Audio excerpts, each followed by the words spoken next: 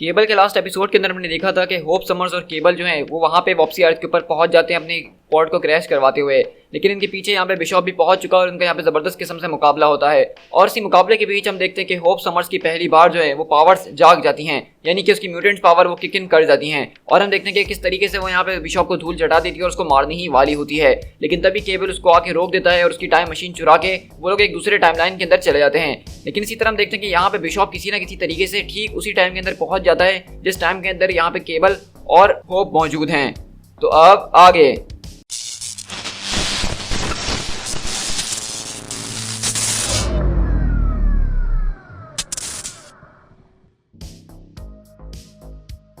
तो उसी तरह हम देखते हैं कि बिशॉप बोलता है क्या मैं मर चुका हूँ? नहीं नहीं, ये कुछ ज्यादा ही पेन है। अगर मैं मर चुका होता तो इतना दर्द महसूस ना होता। आखिरकार मैं किस जगह पे आ चुका हूँ? और अगले बार हम देखते हैं कि बेसिकली यहाँ पे जो बिशॉप होता है वो मैनहट्टन सिरका 1614 के अंदर पहुंच चुका है। और वहीं से वो बोलता है कि लगता है कि मैं पास्ट के अंदर हूँ, लेकिन मुझे पास्ट के अंदर तो नहीं होना चाहिए था ना।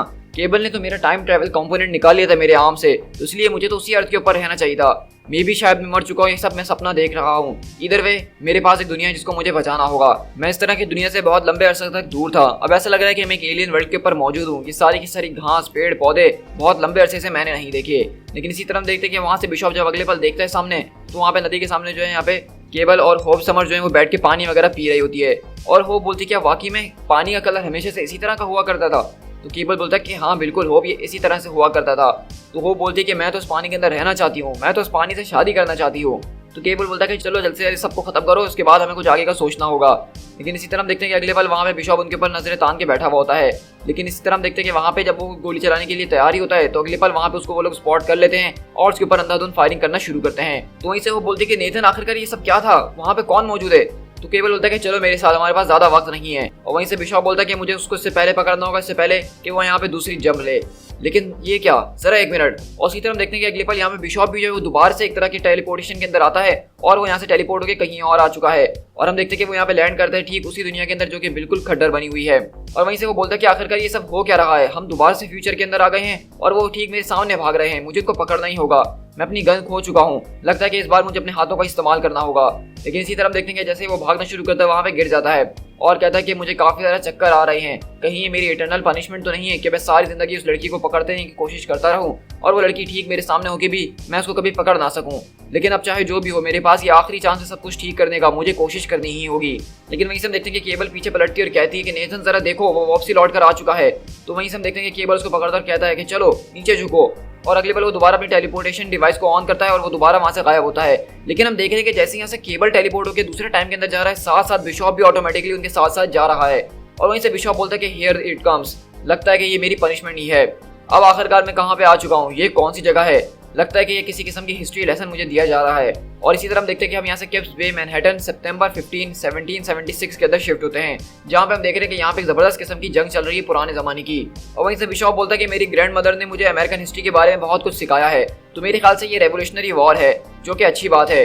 वॉर का मतलब होता है कि यहाँ पे सिपाही होंगे और सिपाही का मतलब होता है कि यहाँ पे गन्स भी हो सकती हैं। लेकिन इससे पहले हम देखेंगे कि बिशॉप यहाँ पे कोई हथियार वगैरह उठा सके। अगले पल केबल यहाँ पे ऑलरेडी क्योंकि पहुंच चुका था तो वो हथियार उठा के उसके ऊपर अटैक करना शुरू करता है। केबल हमेशा मुझसे पहले पहुंचता है, इसलिए उसके पास एक टैक्टिकल एडवांटेज होता है। लेकिन आखिरकार ये सब हो क्यों रहा है, मैं उसके ठीक पीछे क्यों जा रहा हूँ और हम लोग इस तरह आगे पीछे क्यों जंप करते हुए जा रहे हैं? मुझे उससे अपना पीछा छुड़वाना होगा किसी भी कीमत के ऊपर। और इसी तरह हम देखते हैं कि अगले पल यहाँ पे बिशॉप जो एक सोल्जर के ऊपर अटैक करके उसकी गन ले लेता है और कहता है कि जब अगली बार मैं तुम्हारे सामने आऊंगा तो मैं तैयार रहूंगा, अगली बार मैं सब कुछ खत्म कर दूंगा। अब इसी तरह हम लोग यहाँ से प्रेजेंट के अंदर शिफ्ट होते हैं नेशन एक्स यानी उटोपिया के अंदर, जहाँ पे इस वक्त एक्समैन रहते हैं। और हम देखते हैं कि यहाँ पे कुछ म्यूटेंट जो है वो बेसिकली उनके पास यहाँ पे कुछ किताबें डोनेशन के तौर पर उनको दी गई हैं ताकि वो यहाँ पे अपने बच्चों वगैरह को पढ़ा सकें। और हम देखते हैं कि उसमें से एक किताब के अंदर एक तस्वीर छपी हुई होती है जिसके अंदर रेवोल्यूशनरी वॉर के बारे में बताया जा रहा होता है और वहाँ पे केबल और होप नजर आ रहे होते हैं। तो आप देख रहे हैं कि बेसिकली अभी कुछ टाइम पहले जो टाइम ट्रेवल करके टाइमलाइन में छेड़छाड़ करने की कोशिश करी है, ये सब उस वजह से हो रहा है। इसी तरह हम यहाँ से न्यूयॉर्क सिटी 2220 के अंदर शिफ्ट होते हैं, जहाँ पे हम देख रहे हैं कि दुनिया तबाह हो चुकी है और यहाँ पे होप बोलती है कि कम ऑन ओल्ड मैन, हमें बस कुछ और देर उससे आगे भागना होगा वरना वो हमें पकड़ ही लेगा। तो बताओ कि अब हमारा आगे क्या प्लान है? तो वहीं से केबल बोलता है कि मैं इस बारे में श्योर नहीं हूँ, मैं टाइम स्लाइडिंग करते हुए बहुत आगे निकल रहा हूँ लेकिन मैं कोई जगह को पिन पॉइंट नहीं कर सकता हूँ। ऐसा लग रहा है कि बुलजाई के ठीक ऊपर और नीचे निशान लगाने की कोशिश कर रहा हूँ मैं। तो वहीं से होप पूछती तो ये बताओ कि आखिरकार हमें बिशॉप किस तरीके से फॉलो कर रहा है? तुमने तो उसके हाथ से उसकी टाइम मशीन को भी निकाल लिया था। तो केबल बोलता है कि मेरे ख्याल से किसी किस्म का बैकअप फेल सेफ हो सकता है जो कि बिशॉप ने अपनी मशीन के अंदर बनाया होगा कि अगर प्राइमरी सिस्टम को कोई इस्तेमाल करने की कोशिश करता है तो बैकअप सिस्टम भी उसके साथ चलेगा। इसके जरिए बिशॉप कभी भी जो इस तरह की अलग दुनिया के अंदर नहीं रह पाएगा और वो हमेशा हम जहाँ जहाँ ट्रैवल करके जाएंगे वो वहाँ जाता रहेगा।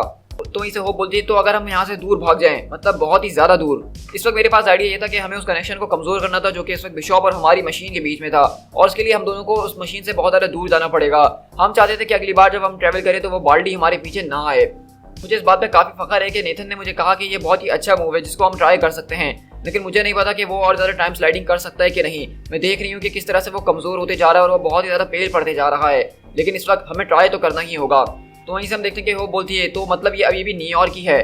तो केबल बोलता है कि एग्जैक्टली हम लोग जो है स्पेस के अंदर ट्रैवल नहीं कर रहे हैं, हम लोग सिर्फ टाइम के अंदर ट्रैवल कर रहे हैं, मतलब जगह वही है लेकिन अलग अलग समय के अंदर। तो वो बोलती है कि हाँ मैं जानती हूँ, लेकिन ये सारी की सारी जेम्स इतनी ज़्यादा डिफरेंट हैं कि मुझे इस बात पे विश्वास नहीं हो रहा कि हम ठीक उसी जगह पे मौजूद हैं। और वहीं से केबल बोलता है कि मैनहट्टन जो है पिछली कुछ सेंचुरीज के अंदर बहुत ही ज़्यादा ज़बरदस्त किस्म की चेंजेस के अंडर वो गया था। वो तुम सामने देख रही हो बड़ा सा लैंड मास, ये जो है पास्ट के अंदर एग्जिस्ट नहीं करता था, बल्कि ये एक मैन मेड एक्सटेंशन था जो कि आइलैंड के जरिए बनाया गया था। इसको बाद में बनाया गया था, ये नेचुरली नहीं है। लेकिन अगले वाले हम देखते हैं कि वहाँ पे केबल की हालत बहुत ही ज़्यादा खराब हो चुकी होती है और ऐसा लगता है कि उसको यहाँ पे एक हार्ट अटैक आया है और इसी तरह वो यहाँ पे चिल्लाते हुए ज़मीन पे गिर जाता है। तो वहीं पे वो बात और कहती है कि नेथन नहीं नहीं नहीं अभी नहीं ओल्ड मैन, हमें जल्द से जल्द इसको खत्म करना होगा। तुमने मुझे सिखाया था किस तरह की इमरजेंसी सिचुएशंस में क्या करना है, मुझे इस वक्त फेल मत करना, क्या तुम मुझे सुन रहे हो? और इसी तरह हम देखते हैं कि वहाँ पे होप जो है इसको माउंट टू माउंट देने की कोशिश कर रही होती है और उसका CPR कर रही होती है जो कि केबल नहीं सब उसको सिखाया है। लेकिन अगले बार हम देखते हैं कि होप वहाँ पे उसको एक जोरदार झटका मारती है और उसकी आंखें चमक रही होती हैं और कहती है कि don't fail me now soldier. और इसी तरह हम देखते हैं कि वहाँ पे नेथन अपने होश के अंदर आता है और वहीं से केबल बोलता है कि आखिरकार ये सब क्या चल रहा है। तो वहीं देखते हैं कि हम उससे गले लगती है होप और कहती है कि आइंदा मेरे साथ ये मजाक करने की कोई ज़रूरत नहीं है तुम्हें। तो वहीं से केवल होता है कि चलो हमें आगे बढ़ना होगा इससे पहले कि बिशॉप हमारे पास पहुंच सके। तो इसे होप बोलती कि वेट, मेरे पास एक आइडिया है, क्या तुम्हारे पास इतनी स्ट्रेंथ है कि तुम एक और टाइम स्लाइड कर सकते हो? तो होप बोलती है हैंग ऑन, मेरा मतलब ये नहीं था कि हम अभी फौरन करने वाले हैं, मुझे उससे पहले कुछ चीज़ करनी है। आखिरकार तुम्हारे दिमाग में क्या चल रहा है, तुम क्या सोच रही हो? इसी तरह हम देखते हैं कि यहाँ से बिशॉप आ रहा होता है और कहता है कि वो लोग इतने ज़्यादा तेज होने के बावजूद भी अपने ट्रेल यहाँ पे छोड़ के जा रहे हैं, आखिरकार वो अपने ट्रैक्स यहाँ पे छोड़ के क्यों जा रहे हैं? और इनके ट्रैक्स को देख के लग रहा है कि वो लोग सीधे समंदर के अंदर गए हैं या फिर गायब हो चुके हैं। क्या उनको यहाँ पे कोई बोट तो नहीं मिल गई थी? लेकिन अगले पल हम देखते हैं कि पीछे से आवाज आती है कि हे गंजे पीछे देख जरा। और हम देखते हैं कि होप वहाँ पे खड़ी होती है और कहती है कि देखो मैं तुम्हें बहुत बार समझा चुकी हूँ, लेकिन अब मैं तुम्हें अपने आखिरी वार्निंग देती हूँ, हमारा पीछा करना बंद करो वरना मैं तुम्हें जान से मार डालूंगी। तो बिशॉप बोलता है कि मैं सबको रोक नहीं सकता और तुम इस बात को जानती हो। तो वो बोलती कि आखिरकार मैंने तुम्हारा बिगाड़ा ही क्या है जो तुम मुझे इस तरह से मारना चाहते हो? तो बिशॉप बोलता कि मैं जानता हूँ कि तुमने अभी कुछ नहीं करा, लेकिन तुम फ्यूचर के अंदर जरूर ऐसा कुछ करोगी जिससे दुनिया बर्बाद होगी। तो वहीं से होप बोलती है कि देख मैं किसी को कुछ नहीं करने वाली हूँ, ना ही मैं किसी को हर्ट करूंगी, तुम ही वो शख्स जिसने मेरे पेरेंट्स को मारा था। तो होप बोलती है मैं तो तुम्हारे पेरेंट्स को जानती तक नहीं हूँ। तो वहीं से बिशॉप बोलता है कि एक बार तुम मुझे अपनी जान दे दो तो उसके बदले में केबल को जिंदा छोड़ दूंगा। केबल और मैं पुराने दोस्त रह चुके हैं, मैं उसको मारना नहीं चाहता हूँ, बस ये सब मैं तुम्हारी वजह से कर रहा हूँ। तो वहीं से होप बोलती है कि मेरे करीब आने की जरूरत नहीं है, मैं तुम्हें आखिरी वार्निंग दे रही हूँ। लेकिन वहीं से हम देखते हैं कि बिशॉप इसकी चाल समझ जाता है और कहता है लगता है कि केबल ने तुम्हें बहुत अच्छे तरीके से लेसन सिखाए हैं, ये एक तरह का ट्रैप है ना जिसमें तुम मुझे फंसाने की कोशिश कर रही हो। यहाँ पे बिग गाय जो है वो मरने की एक्टिंग कर रहा है। मैं इस बात को जानता हूँ कि एक ना एक दिन ऐसा कुछ होगा जिससे तुम्हें दुनिया से नफरत हो जाएगी और उस दिन तुम इस दुनिया को बर्बाद कर दोगी। तो वहीं से होप बोलती कि मैं किसी से नफरत नहीं करती हूँ और मुझे किसी से नफरत करनी भी नहीं है सिवाय तुम्हारे। तो वहीं से बिशॉप बोलता कि मेरी भी कुछ ऐसी फीलिंग्स हैं, टेंशन लेने की जरूरत नहीं है। लेकिन अगले पल होप बोलती कि वक्त आ चुका है केबल, और हम देखते हैं कि केबल उसका पैर पकड़ता है और अगले पल वो डिवाइस को ऑन करते हुए वहां से टेलीपोर्ट करता है। और वहीं से बिशॉप बोलता है कि अब आखिरकार तुम्हारे पास क्या चाल है, क्या तुम कर रही हो दोबारा से? और इसी तरह हम देखते हैं कि बेसिकली इस बार जब वो पास्ट के अंदर ट्रैवल होकर आते हैं तो जैसा कि उसको केबल ने बताया था कि वो जो सामने आयरन नजर आ रहा है वो पास्ट के अंदर नहीं था बल्कि वो मैन मेड एक्सटेंशन है। तो इसी तरह वो उसको उसी आयरन के ऊपर ले जाके खड़ा कर देती है जो कि पास्ट के अंदर मौजूद नहीं था। और अब जब वो पास्ट के अंदर यहाँ पे ट्रैवल करते हैं तो बिशॉप सीधा जो है समंदर के अंदर गिर जाता है। तो वहीं से केबल बोलता है कि तुम बहुत ही ज्यादा होशियार हो चुकी हो। तो होप बोलती है कि तुमने मुझे ये सिखाया था कि अपने सराउंडिंग्स को किस तरह से इस्तेमाल करना चाहिए। तो केबल बोलता है कि वो हमारे बहुत ही ज्यादा करीब है, हमें एक और जंप करती रहनी होगी। तो वहीं से वो बोलती है कि नहीं हमें कुछ देर के लिए इंतजार कर देना चाहिए, मुझे नहीं लगता कि यहाँ से बिशॉप बच पाया होगा। तो वहीं से बिशॉप बोलता है कि तुम उसको नहीं जानती हो लेकिन मैं इसको जानता हूँ, वो जरूर बच गया होगा। और बिल्कुल ऐसा ही होता है क्योंकि हम देखते हैं कि बिशॉप बहुत ही ज्यादा ढीठ का बच्चा है, वो समंदर से भी बाहर निकल चुका है। तो वहीं से केबल बोलता है कि देखो हमें जंप करते ही रहना होगा क्योंकि मुझे इस बात का अंदाजा हो रहा है कि हर एक जंप के साथ हम अपने घर के करीब से करीब जाते जा रहे हैं। एक बार हम अपने प्रेजेंट टाइमलाइन के अंदर पहुंच जाए तो वहां पे एक्समैन आके बिशॉप से डील कर लेंगे और मोस्ट इंपॉर्टेंटली वहां पे जाके तुम सेफ रह सकती हो। तो वो बोलती है कि नहीं नेथन, तुम ये अपने साथ नहीं कर सकते हो, तुम अपनी हालत तो देखो। तो वहीं से केबल बोलता है कि मैं ये कर सकता हूँ और मुझे ये करना ही होगा सिर्फ तुम्हारे लिए। और अगले बार हम देखते हैं कि वो वहाँ से होप से गले लगता है और दोबारा से टेलीपोर्ट होकर फ्यूचर के अंदर आ जाता है। लेकिन हम देख रहे हैं कि यहाँ पे अब केबल की हालत बहुत ही ज्यादा खत्म हो चुकी है, वो यहाँ पे अब गिर गया है, उससे खड़ा भी नहीं रह जा रहा। और इसी तरह हम अगले पल देखते हैं कि यहाँ पे वो केबल को संभाल ही रही होती है, लेकिन यहाँ पे फ्यूचर के कुछ अजीब और गरीब सोल्जर जो हैं वो उनके ऊपर अटैक करने के लिए आ जाते हैं।